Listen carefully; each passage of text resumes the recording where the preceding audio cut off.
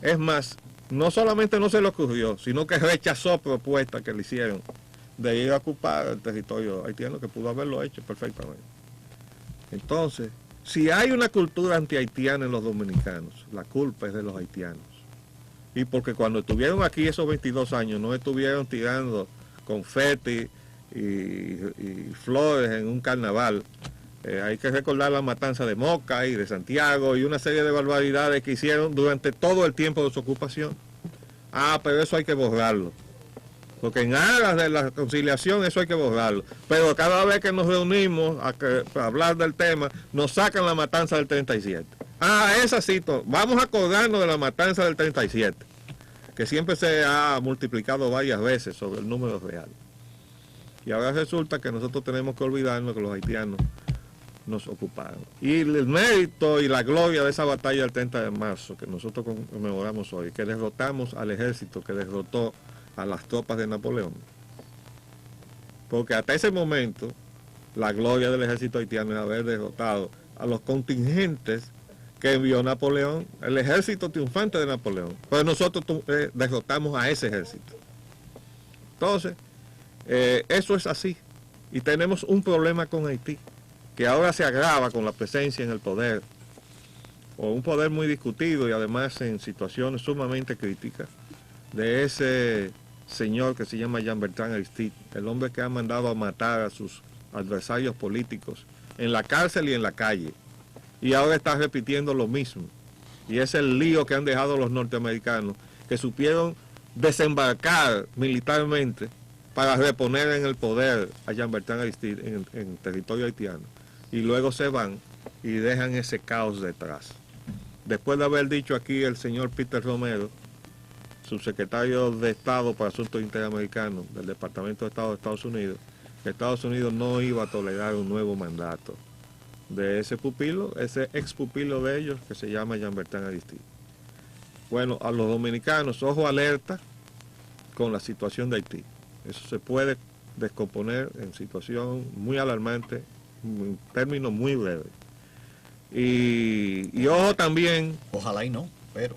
No, eso es irreversible, porque mientras el señor Jean-Bertrand Aristide está sentado ahí, todo el pueblo consciente de Haití va a rebelarse contra esa situación. Hay un sector que se ha opuesto a reconocerlo como presidente legítimo, e incluso hay dos presidencias. Sí, condiciones concretas que...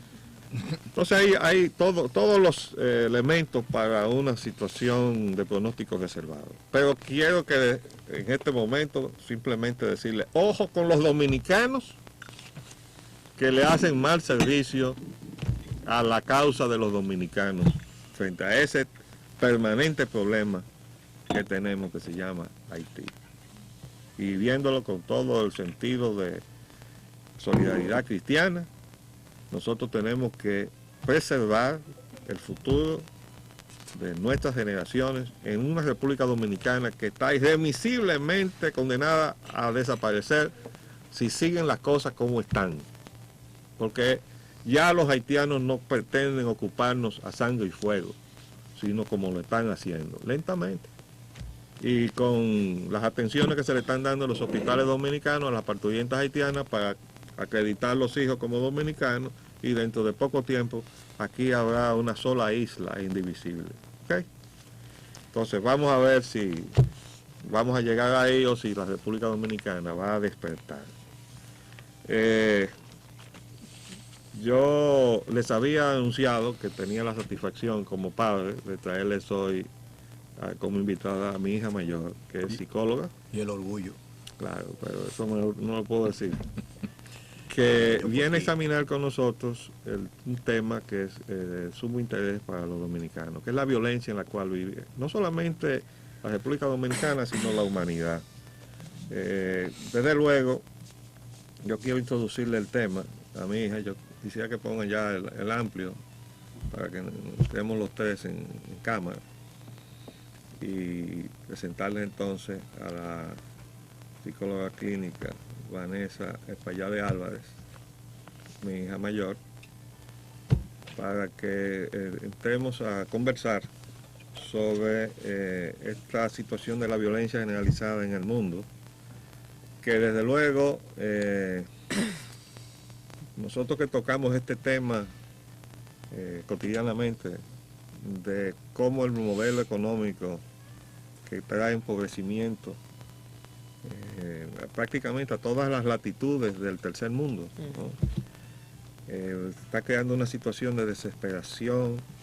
Hablábamos hace un momento de cómo los haitianos cruzan con riesgo de su vida a la frontera haitiana, cómo los dominicanos se van en una yola donde casi siempre perece una proporción muy alta para buscar llegar hasta el litoral norteamericano, que es la tierra de esperanza. Y entonces hay un fenómeno general, el fenómeno migratorio hacia Estados Unidos, es que ellos han sembrado un modelo económico que ha creado pobreza por todas partes, y entonces nosotros le mandamos nuestros pobres a los Estados Unidos. Y todo eso crea una situación de tensión incluso allá, que hay una resistencia también a esa migración. Entonces el mundo entero está convulsionado, pero creo que tiene como causa eficiente desde el punto de vista colectivo a esas políticas de constreñimiento de la condición y calidad de vida de las personas. Que el Papa llamó capitalismo salvaje. El capitalismo salvaje. Entonces yo quisiera que examináramos un poquito esa situación y sobre todo que nos comentaras esos brotes de violencia que se están viendo aquí, en la juventud, y en los Estados Unidos también. En las escuelas de los Estados Unidos. Escuelas. Bien, buenos días a ambos. La violencia es un fenómeno muy complejo, como se estaba señalando, tiene un aspecto social, un aspecto estructural, que se da cuando hay injusticias y de alguna forma el ciudadano se siente que no tiene una salida.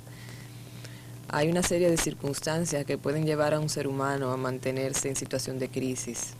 Y vamos a decir que todos los seres humanos podemos pasar en la vida por situaciones de crisis, cuando perdemos un ser querido, cuando vamos cambiando de estados de vidas dentro de la familia, cuando de repente tenemos hijos adolescentes, que todo cambia. O sea, hay una serie de crisis que son normales en la vida y que hacen que el ser humano pase por periodos de desorganización, de tensión, de crisis. Y uno de esos desencadenantes es el desempleo. Si uno coge un manual de psiquiatría o de psicología y ve las situaciones que pueden provocar crisis en un ser humano, aparte de esas situaciones de vida externa, cambio de ciclo de vida, están esos, vamos a decir, injusticias estructurales que tienen las sociedades injustas. Donde hay desempleo hay seres humanos en crisis. Y un ser humano en crisis vive una situación de desorganización emocional. ¿Por qué? Porque le estimula la inseguridad. Hay inseguridad interior a nivel psicológico, a nivel profundo. Entonces la persona pierde la habilidad de resolver conflictos, resolver problemas y entra en una desestructura total. En cualquier situación de esas que mencioné podría caer en la misma situación. Y eso fue lo que le pasó a este pobre señor que apareció ayer. Póngale, por favor, close-up a esto. Eso fue las noticias de ayer, ¿recuerdan? El funcionario de la Secretaría de Agricultura que fue a cobrar unos sueldos que le tenían retenidos. Entonces vamos a decir que cuando uno pasa por crisis, se pone en juego una serie de elementos que uno aprende en la familia. Por eso le decía que manejar el tema de la violencia es un tema complejo porque tiene un aspecto social, pero tiene un aspecto familiar. En la familia donde yo aprendo a manejar las crisis y los conflictos. Si yo he tenido en mi temprana infancia padres firmes en el manejo de la disciplina, pero amorosos, yo sabré tener límites claros y no voy a violar las leyes ni nada de lo que está establecido. O sea, las leyes de la convivencia, sí, entre muchos. Se aprenden en la familia. Porque cuando uno está solo en el mundo no tiene problema con nadie, ¿verdad? Sí. El problema es convivir con los demás. Pero uno aprende esas habilidades para vivir en sociedad en la familia, en la temprana infancia. Todo lo que es un ser humano se aprende antes de los 7 años.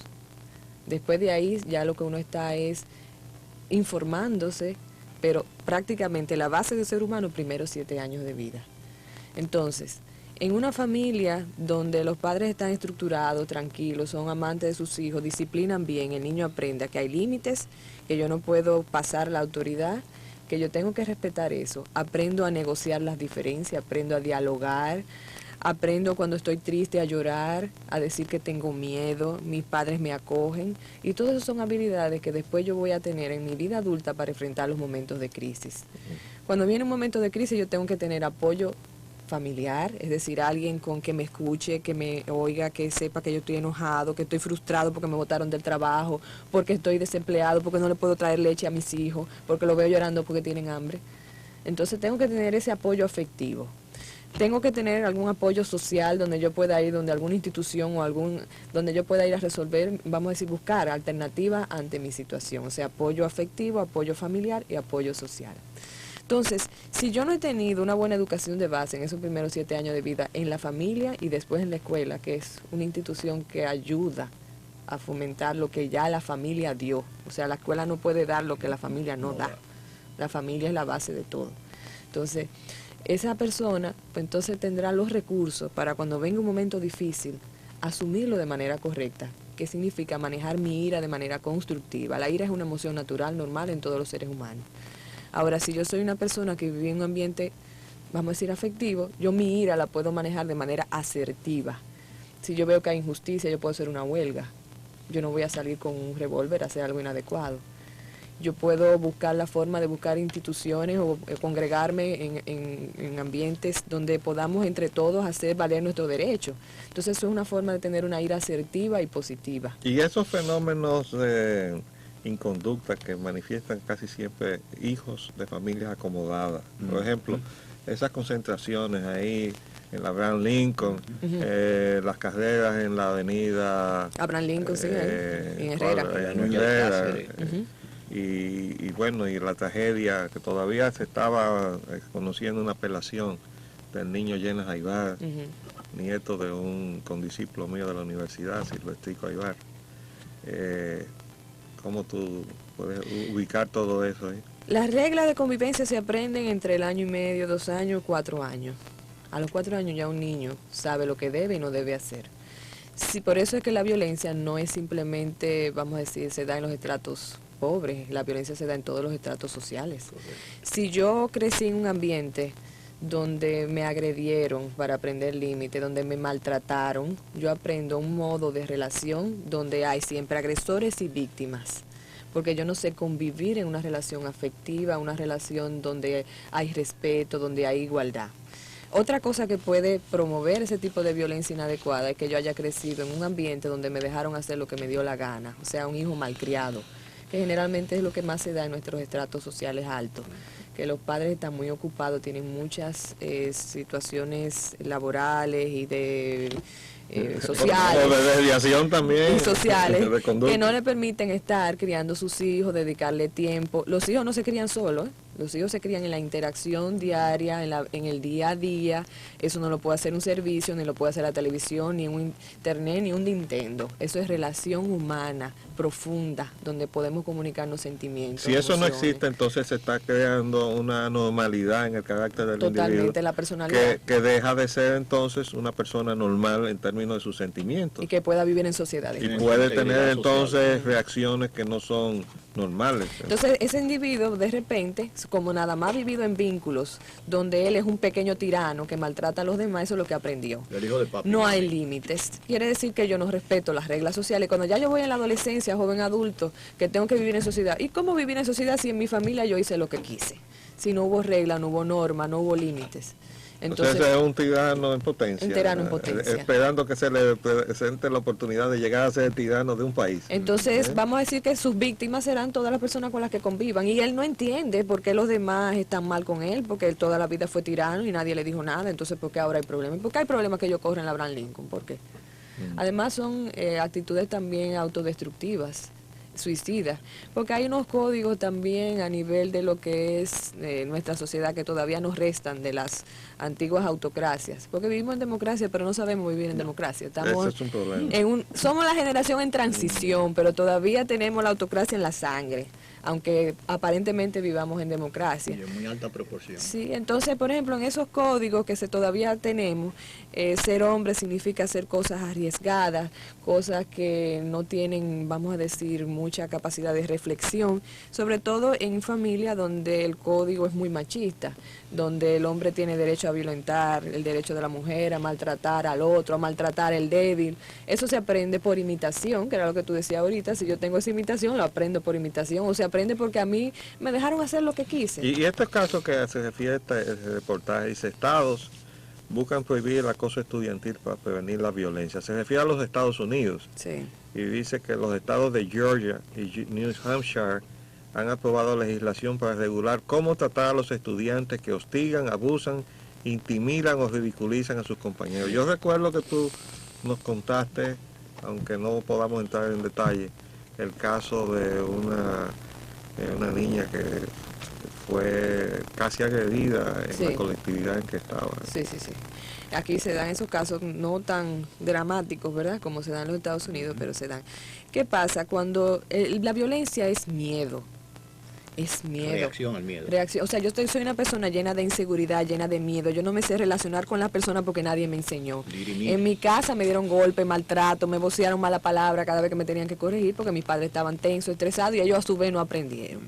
Entonces, yo aprendo a agredir a los otros, aprendo a maltratar porque soy un inseguro, porque tengo miedo. Entonces yo llego a la escuela y encuentro a la persona que generalmente es el más tímido, el menos deportista, que es lo que se está dando en los Estados Unidos, y de repente a esa persona es el blanco de las burlas, del maltrato, de todos esos muchachos inseguros y miedosos y con un código de machos, ¿verdad? Sí. Que se supone que vivimos en democracia y no debería estar, pero en la sociedad norteamericana eso es el pan nuestro de cada día. Incluso han sacado un término, le llaman nerds. Sí. Nerds. Y entonces han hecho también películas como para coger a broma el problema, pero obviamente el propio hecho de que se haya acuñado, ¿no?, el término y además una tipificación de lo que es el nerd, está demostrando que existe una actitud de agresión colectiva de los compañeros hacia una persona que consideran que no reúne condiciones estándar. Ahora, esas personas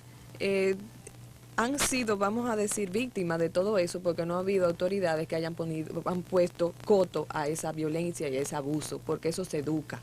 Si ese muchacho viene deformado de su casa, la labor del maestro es detectar a esos muchachos, vamos a decir, deformados, mandarlos al departamento de orientación, mandándolos a la familia donde un psicólogo, para que se reestructure. Eso es lo que están tratando de hacer ahora después de los hechos de violencia. Sí, porque se ha dejado que en los Estados Unidos, vamos a decir, se maltraten unos a los otros y los maestros tienen miedo de actuar, porque allá lo que pasa es que cuando un maestro trata de parar una violencia entre dos y se mete, inmediatamente es sancionado, inmediatamente es sometido. Yo me acuerdo cuando yo fui a los Estados Unidos el año pasado, había y me decía Francesca, que tiene un colegio allá en Tampa, mi hermana, que había una maestra que estaba siendo sometido a la justicia porque él paró una pelea entre dos muchachos y para pararlo tuvo que agarrar un poco a uno y al otro día estaba sometido por la familia de esos muchachos, lo demandaron porque de alguna forma había violentado el espacio de su hijo.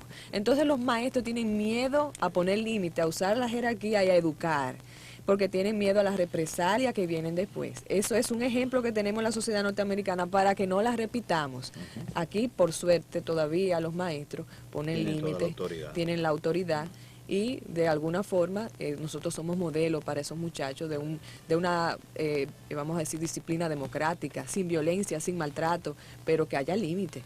Pero el material humano que llega de los hogares a las escuelas, ¿cómo viene formado esa gente? Bueno, en estas últimas décadas realmente la educación familiar ha ido bajando cada vez más y de alguna forma hay padres que han creído en su confusión que la escuela es que tiene que educar moralmente a sus hijos y no es así.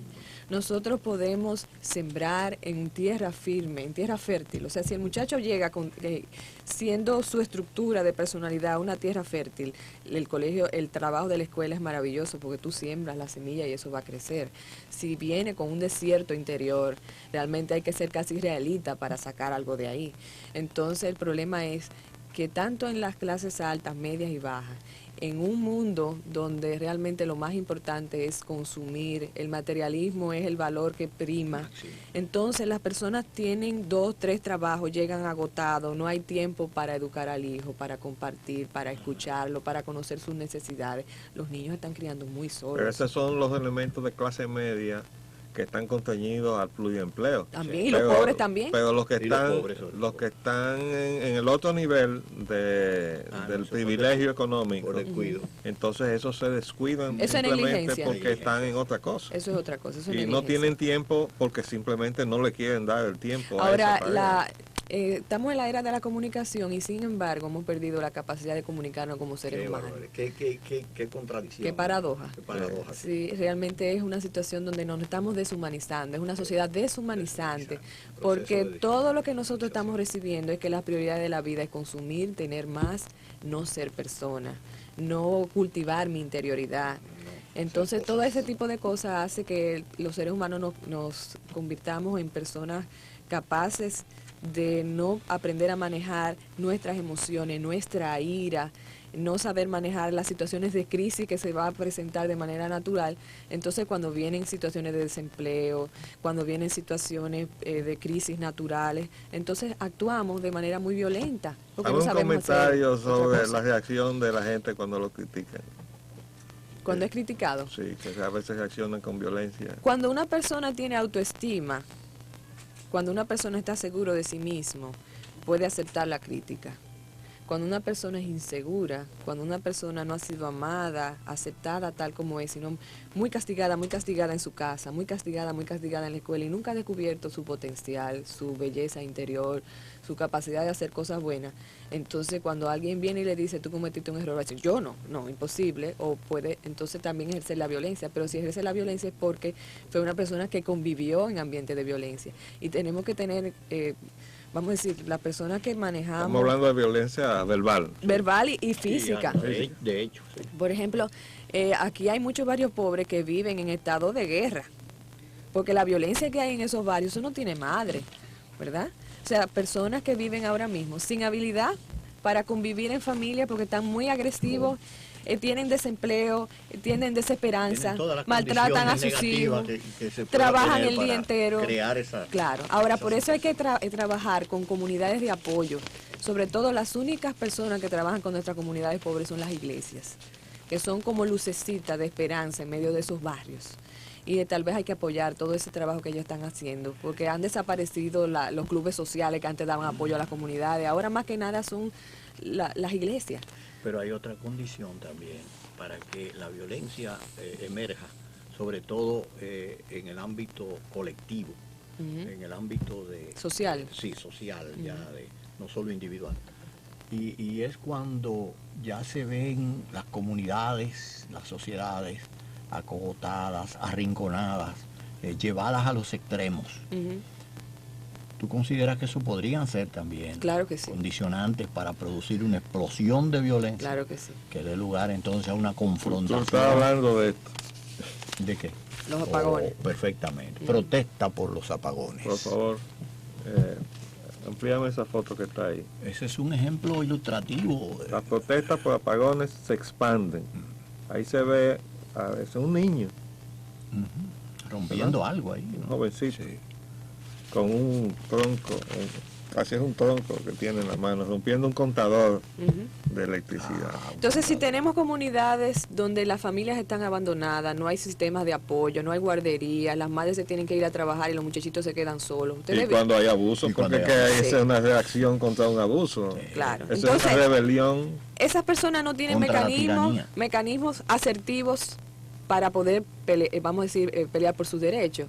Porque la democracia tiene posibilidad de que tú puedas ejercer tus derechos de manera adecuada. Pero si yo no tengo esas herramientas, si yo no he sido educado para eso, voy a ejercer una violencia inadecuada. Nunca la han provisto tampoco. Pero el caso lo podemos ver muy patética o muy dramáticamente aquí. La situación que se dio ayer en Constanza, ya hoy está resuelta. ¿Qué pasó en Constanza? El pueblo entero se tiró a la calle a desfilar. El ayuntamiento declaró el día de ayer de duelo municipal, aunque en la noche hubo unos intentos de quemar la oficina de norte de sur allá. pero fue el pueblo que se tiró a la calle. Hoy dice la prensa. Ordenadamente. Sí, a desfilar con su pancarta, a decirle a todo el país, al presidente de la República y a toda la gente esa que nos ha invadido con la cuestión esta de las distribuidoras de energía, que ellos no iban a tolerar la conducta que ellos tenían. Allá fue el presidente o representante de esa compañía a resolver el problema. Ese es un manejo de una ira asertiva. ¿Qué es lo que tenemos que ayudar al pueblo? Que pueda educarse para que lo maneje de manera adecuada, porque la violencia no resuelve nada. Tenemos que ayudar a la familia que aprendan de nuevo a hacer apoyos uno del otro. Que cuando yo estoy muy tenso, buscar alternativas, relajación, oír música, salir a caminar. La gente cuando está alterada no puede hablar porque no se entiende. O sea, mecanismos de comunicación. Pero nadie puede buscar esos escapes si no tiene energía en la casa. No puede oír música porque no tiene energía, no puede prender un bombillo porque no tiene energía, no puede escapar del calor porque no tiene energía, y además le llega una factura altísima, y le llega además un señor con una actitud prepotente, y lo humilla, y en fin, lo maltrata, y entonces eso crea otra situación que nosotros hemos estado alertando desde aquí al país, a las autoridades, que se está incubando un problema. Hay un caso de una señora, una pobre señora, que tiene casi 5 meses sin energía en su casa, porque ella se ha negado a reconocer unas facturas arbitrarias que le presentó la compañía de Toca, creo que de Y cuando ella fue donde el fiscal del distrito a buscar amparo en la ley, el fiscal del distrito le prometió que la iba a atender, que la iba a proteger sus derechos frente a los atropellos que se le estaban provocando, pero resulta que ese es el mismo funcionario que había firmado un acuerdo con esa con el señor Carl Huber, para poner la fuerza pública a disposición del cobro compulsivo que ese señor le ha estado haciendo a la ciudadanía. La respuesta que esa señora tuvo a esa visita a la fiscalía fue que se le aparecieron en su casa a los señores de Carl Huber y le llevaron el contador. Y esa señora tiene 4 meses y medio luchando con una plantita de gasolina en su casa y un inversor, negada a aceptar el atropello. Yo creo que esa es una actitud valiente. Ella no ha recurrido a la fuerza. Ni a la violencia. No ha hecho uso de la violencia, ha tratado de hacer uso del derecho. Del derecho, me parece muy bien. Pero la encontré desesperada aquí en este emisora. Yo le dije, yo le voy a ayudar hasta donde yo pueda. Y llamé al Procurador General de la República y le dije, Virgilio, tú tienes que intervenir en esta situación. Porque esto es sencillamente ya un caso patético que puede provocar una indignación generalizada de solidaridad de la población, que quizás no teniendo los mecanismos que encontró en Constanza, que es una comunidad pequeña, donde hubo cohesión y donde el propio ayuntamiento estaba al frente de la protesta. Es un buen ejemplo. Que es un buen ejemplo. De lo que se puede hacer cuando estamos unidos. Entre gobernados, cuando hay conciencia. Entre gobernantes y gobernados. Y cuando podemos tener una ira positiva. Exacto. Donde no hay una violencia inadecuada. Entonces ese es un cuadro que, bueno, tenemos que seguir con el tema. Vamos a darle paso a alguna llamada, mija, a ver qué nos dicen. Antes de eso, la unión hace la fuerza y realmente ojalá que siempre encontremos un mecanismo para ayudarnos, para que la violencia no... Para resolver positivamente. Positivamente, exactamente. Bueno, vamos a pasar, por favor, los mensajes institucionales y vamos a pasar entonces a las llamadas.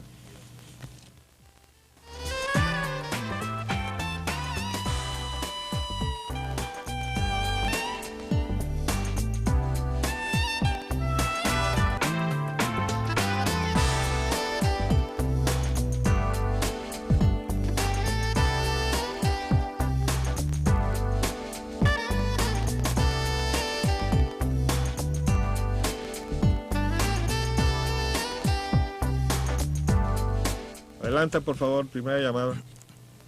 Aló. Aló, Buenos días, arquitecto. Buenos días, ¿con quién hablamos? Peña Méndez. Adelante, Peña.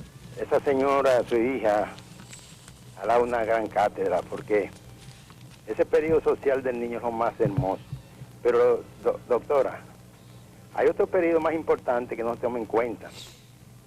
Y es el periodo después que el niño está formado a los 3 meses, que pasa de su etapa embrional, su etapa fetal, que ahí es donde el niño comienza a darse cuenta de todo. Y ese es el periodo más importante, que la madre tiene que tener mucho cuidado hasta que el niño nace y luego durante esos 7 años. Cuando no se forjan los valores en esos 6 meses y luego en los 7 meses la etapa social del niño, todo es perdido. Amén. Tendremos una sociedad violenta y una sociedad que se disolverá fácilmente. Muy buenos días. Muchas Buen gracias. día. Sí, realmente estaríamos hablando de una sociedad que está en guerra consigo mismo. Claro. ¿Verdad? Otra llamada, por favor. Buen día, arquitecto. Bueno. Buen día, Adelante. licenciado Roger Ogando. ¿Cómo está, José Antonio? Buenos días. Bien, bien. Lo felicito, arquitecto, por la brillante presentación de su hija. Una exposición bien acabada. Vanessa se llama. Correcto, sí. Bien brillante exposición. Con motivo de lo que ha acontecido esta semana con respecto a la venta del Hotel Hispaniola, es donde el ingeniero José Ramón Martínez Burgos, en un artículo bien concebido y bien preciso, determina que solamente la operación, que supuestamente de 16 millones de dólares se incurrió en ese hecho, solamente cuesta esa cantidad de dinero el terreno donde está ubicado el Hotel Hispaniola. Sí, ya lo habíamos dicho, habíamos estimado que eran 40.000 metros, después salió la cantidad exacta, son 38.000 y tantos metros cuadrados, o sea, casi 40.000 Una metros. diferencia pequeña. Entonces, también ha salido a relucir el nombre de uno de los grandes lobistas de los últimos 25 años, el señor Álvarez Renta, que indiscutiblemente es considerado el Manuel de Moya Alonso de esta época, en ese sentido. Entonces, la pregunta mía es la siguiente a ustedes. La Junta Monetaria, compuesta por un distinguido grupo de caballeros Y damas. dominicanos, entre comillas, porque nunca han actuado a favor de los grandes intereses del pueblo dominicano, sino solamente han actuado para los intereses de la clase dominante del país. Ahora bien, esa Junta Monetaria tiene superioridad a nivel de Estado con respecto al Congreso Nacional para efectuar una operación de esa naturaleza. Bueno, Buena déjame pregunta, decir- José Antonio. Déjame decir, la Junta Monetaria viene violando la Constitución de la República y las leyes que marcan o demarcan la conducta de esa institución, es decir, su ley orgánica y otras disposiciones, que han dejado totalmente de lado desde el momento mismo en que devaluaron el peso dominicano, cosa que está consignado en la ley y que en su paridad con el dólar, y llevó a la anterior Suprema Corte de Justicia en una litis particular de carácter constitucional a determinar que estaban a la par. Yo he siempre sostenido que ese dictamen de la Suprema Corte de Justicia en cualquier otro país hubiera provocado un terremoto financiero, porque hubiera obligado a revisar absolutamente todo lo que había hecho hasta ese momento esa Junta Monetaria. Pero esa Junta Monetaria, que está actuando incluso con irresponsabilidad, porque las decisiones que tienen carácter de confidencialidad. Sí, y secretas. y se publica entonces un aviso. No se publica la resolución con sus firmas, sino se pone un aviso pagado en el periódico de que dice que la Junta Monetaria decidió tal cosa, pero no se dice aquí está la firma de fulano, Perseo, Sutaneo, que son los responsables de esta violación a la ley. ¿O lo por cuánto? No, decidió eso. Y sobre todo, cuando incurren en violaciones a la ley o a la Constitución de la República, que esté su firma ahí. Ok. Pero eso no aparece, eso está guardado en la bóveda. Y a lo mejor cualquier día coge fuego, ¿verdad? Y no lo encontramos. Entonces, la única persona que yo he encontrado en los últimos tiempos, aparte de la voz nuestra, que no tiene gracia que lo digamos, que se ha levantado contra eso que está sucediendo en la Junta Monetaria, era del doctor Leonardo Conde, abogado y economista, que en estos días en un programa de televisión le oí decir, esa Junta actúa ilegalmente en todo lo que ha hecho. ¿Por qué? Bueno, pues porque está violando lo que está en sus pautas constitucionales y legales. Entonces eso comienza a producir sus resultados en el sentido de que ellos se sienten que están por encima de todo lo demás, por encima del Congreso y por encima de todo lo El demás, incluyendo presidente hasta el del presidente Poder de la Ejecutivo, República. sí. Esas son de las distorsiones que estamos viviendo. Adelante otra llamada. Adelante. Sí, buenos días, don Espaillat, Muy y buenos su hija, y ahogando. Muchas Muy gracias. buenos Es días. Chevalier Buenos de los Alcarrizos. ¿Cómo está Ah, usted, Chevalier. señor Chevalier? Oyendo su hija proponer, haciendo explicaciones, yo he llegado a la conclusión que al señor presidente de la República le cabe eso también. Parece que no, que cuando chiquito o joven no le indicaron los caminos directos, porque a todo lo que le hace una pregunta a él es un boche. Muchas gracias. Bueno, gracias por su llamada. Gracias. Otra llamada, por favor. Tuvo otra llamada. Adelante. Buenos días, arquitecto, también para Roger Ogando, su distinguida ¿Cómo hija, está? ¿Qué una tal? psicóloga. Buen día. Fíjese, mi pregunta es la siguiente. Para usted, ¿qué tiene mayor determinación en lo que es la formación del niño hacia la violencia? ¿Los primeros 7 años como educación base o lo que éste aprende después a través de los medios de comunicación que le incitan a la violencia? Buenos días. Buen día y muy buena pregunta. Muchas veces tratamos de buscar la fiebre en la sábana, queriendo echarle la culpa a la televisión y a los medios de comunicación. Realmente lo importante y lo esencial son los 7 primeros años de vida, cuando el niño está aprendiendo límites, aprendiendo lo que es no y lo que es sí. Ser, vamos a decir, firmes en esa educación, pero muy amorosos, que el niño sepa que esos límites se los ponemos porque los amamos, y siempre ponerle los mismos límites, lo que no es no siempre y lo que sí es sí, haber ese equilibrio entre afecto y disciplina. Ahí está la base del ser humano. ¿Qué pasa? Después de los 7 años, los medios de comunicación, vamos a decir, si yo soy una persona distorsionada, cualquier programa distorsionado me va a normalizar lo que yo soy, porque yo voy a ver en la televisión mucha gente que es como yo. Ese es, vamos a decir, el error de los medios de comunicación. Pero si yo soy una persona formada de manera adecuada... Perdóname, quiere decir que le estimula su Sí. propia percepción equivocada. equivocada de la vida y se la normaliza. Es decir, que no es lo que provoca la violencia la provoca lo que yo viví en mi familia, pero Ordinaria. lo que yo veo en la televisión me normaliza todas esas ideas erradas que yo recibí ahí, que se vale maltratar a los demás, que se vale ser fuerte y no tomar en cuenta al débil. Correcto. Ahora, si yo soy una persona adecuada, pues si yo soy una persona que no creo en la violencia, ninguna de esas películas me va a hacer daño. Y no las voy a ver porque no me van a interesar. Gracias. Otra llamada, por favor. Creo que todavía tenemos tiempo. Para una más. Una más, por favor. Sí, bueno, buenos días. Muy buenos días. Yo le felicito por esa hija que usted tiene.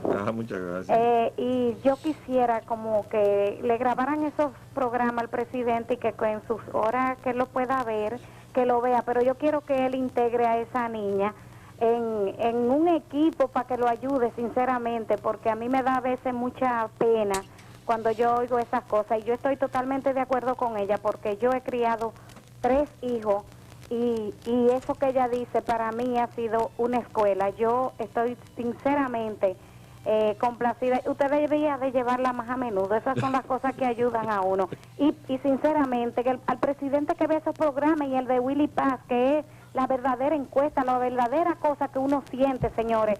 Y eso que ella dice es sinceramente lo correcto, porque díganme ustedes, después que uno lleva una formación, mira, a usted le pueden brindar droga y no es verdad que usted se la fuma. La formación uno la lleva de la casa. Inclusive yo he visto muchísimas personas muy capacitadas universitariamente y para mí son brutos. Gracias. Muchas gracias, le gracias. agradezco mucho Gracias. sus palabras. Se nos terminó el tiempo por hoy, pero le vamos a recoger su recomendación y le vamos a pedir a mi hija que saque tiempo en otras de su agitado quehacer cotidiano para que nos acompañe en otro día. Muchas gracias a todos los que han participado en el programa de hoy. Les habló Leopoldo Espaillat Anita. Roger Ogando también les ha hablado, así en compañía de doña Vanessa.